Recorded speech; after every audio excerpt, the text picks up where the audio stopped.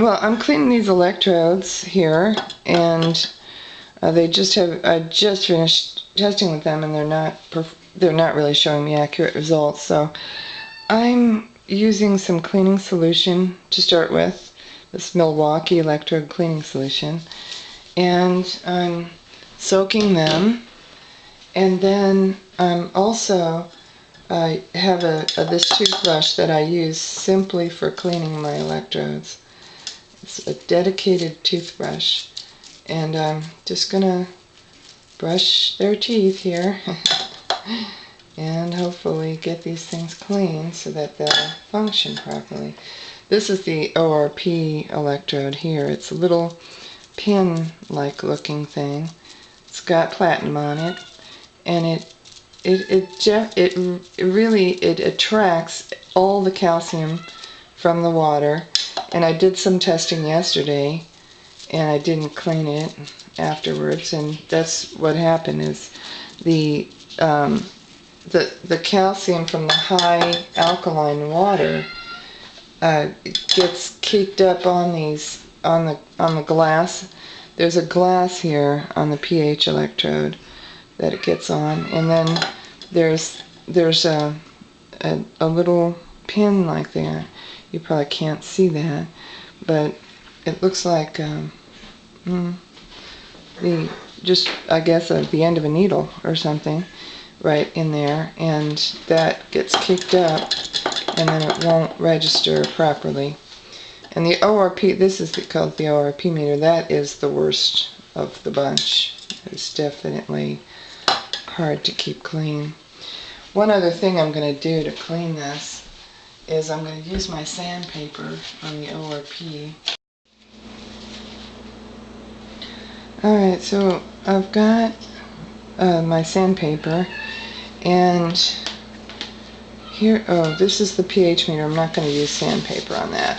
What I'm going to do with the pH meter, though, is I cleaned it with the cleaning solution, and now I've got, this is the lid for it.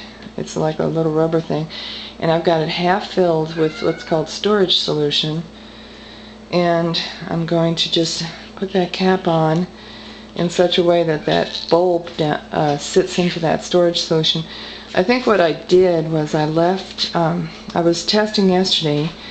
In between testing, I put the electrodes in neutral solution so that it doesn't break my meters, because if you go from one extreme to the other, sometimes electronically these meters react.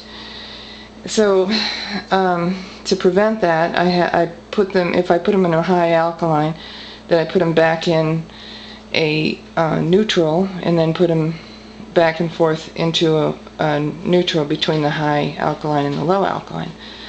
But I just left them in that neutral solution overnight. I think that's why they're not really working well this morning. Alright, now with the ORP meter here, that platinum electrode, it's very thin little, like the end of a needle, like it's about a ½ inch length, and very thin.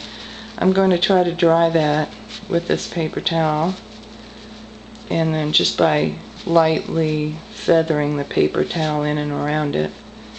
And this is definitely, delicate work here. And then I'm going to take my sandpaper, and they have slots here. This is a Milwaukee ORP meter, by the way.